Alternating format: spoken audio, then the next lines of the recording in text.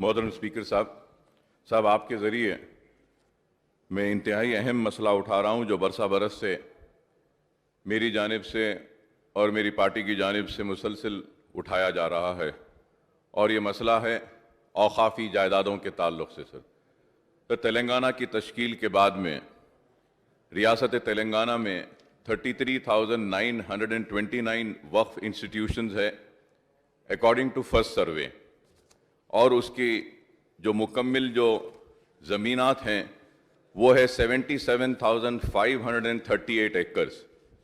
लेकिन अफसोस के साथ कहना पड़ता है कि 74% लैंड यानी कि 57,424 एकर्स पूरे एनक्रोच्ड हो चुके हैं, पूरे कब्जे में हो चुके हैं। और अगर हम पुराने डिस्ट्रिक्ट वाइज अगर जाते हैं अजला के हिसाब से, सर 99% ऑफ वक्फ लैंड इनक्रोच्ड है। ओल्ड डिस्ट्रिक्ट ऑफ मेदक में 91%, आदिलाबाद में, रंगारेड्डी में 82%, हैदराबाद डिस्ट्रिक्ट में 68%, महबूबनगर में 27%, खम्मम में, ये नलगुंडा में और दूसरे डिस्ट्रिक्ट में 25% करीब ज़मीनात पूरे कब्जे हो चुके हैं।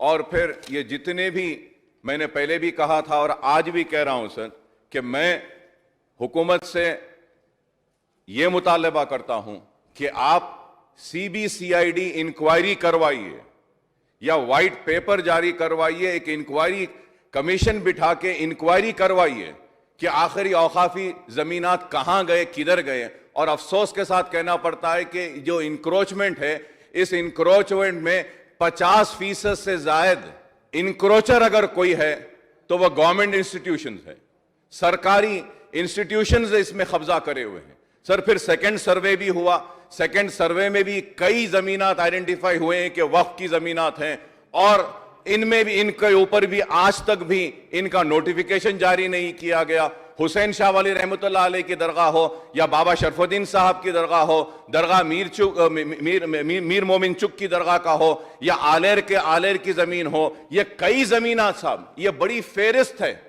इतनी बड़ी फेरिस्त है कि क्या आज हर कोई कब्जा कर रहा है अपने जाती मकासद के लिए। बड़े बड़े लोग इसमें मुलविस हैं साहब, और आज हम यहां खड़े रह के मुतालबा करते हैं कि अक़लियतों के लिए, मुसलमानों के लिए ये दीजिए वो दीजिए। मैं कहूंगा कि वो सारी चीजों के साथ साथ अगर हमको हमारे जमीनात दे देंगे साहब, हमारी जमीनात दे देंगे। मैं खत्म कर रहा हूं साहब, मैं मुसलसिल कह रहा हूं साहब, 25 बरस से चीख रहा हूं, चिल्ला रहा हूं और कह रहा हूं कि औकाफी जायदादें, औकाफी जायदादें, लेकिन हुकूमत के ऊपर कोई जू नहीं पड़ती है, कोई इस मसले पे संजीदगी के साथ गौर नहीं किया जाता है। वक्फ बोर्ड को लॉक किया गया, बंद किया गया, लेकिन क्या हुआ बताइए साहब। आज बड़ी बड़ी कंपनियां आ गए, मल्टीनेशनल कंपनियां आ गए हैं, एयरपोर्ट्स आ गए हैं, लेकिन मुसलमान वहीं पर खड़ा है। मैं स्पीकर साहब आपसे पुरजोर मुतालबा करता हूं कि CBCID इंक्वायरी करवाइए, या नहीं तो मैं ये भी कहूंगा कि CBI इंक्वायरी करवाइए, या फिर सिटिंग जज के जरिए इंक्वायरी करवाइए कि कितने जमीनात हैं, कौन कब्जेदार हैं और कितनी जमीन बची हुई है।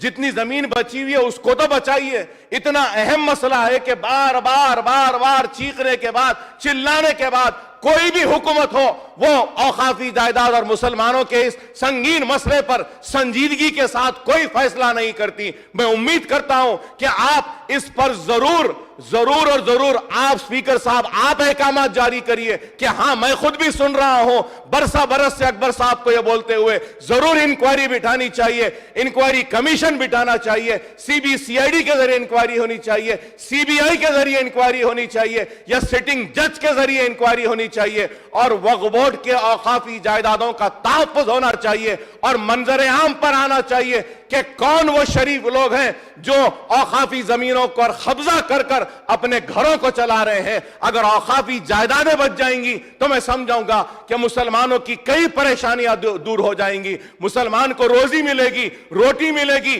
तालीम का मौका मिलेगा, बेवाओं की मदद होगी, यतीमों की मदद होगी, सब कुछ होगा। तो मैं आपसे फिर से मुतालबा करता हूं कि इस मसले की संगीनियत को आप महसूस करते हुए इंक्वायरी का ऑर्डर करिए स्पीकर साहब। అధ్యక్ష గౌరవ సభ్యులు MIM ఫ్లోర్ లీడర్ అక్బర్ గారు చాలా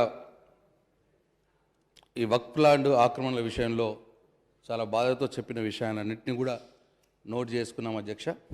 తప్పకుండా గౌరవ ముఖ్యమంత్రి గారి దృష్టికి తీసుకెళ్ళి తగు చర్యలు తీసుకోబడుతుందని మీ ద్వారా వారికి తెలియజేస్తాను అధ్యక్ష. कब से उठा रहे साहब? 25 बरस से उठा रहे हैं, कुछ होता ही नहीं साहब इसमें. आप बोल सकते हैं साहब क्या गौर करो बोल के बोल दीजिए साहब. आप सिर्फ स्पीकर के ऐसे से आप बोलिए कि बराबर इस पे हुकूमत गौर करे बोल के.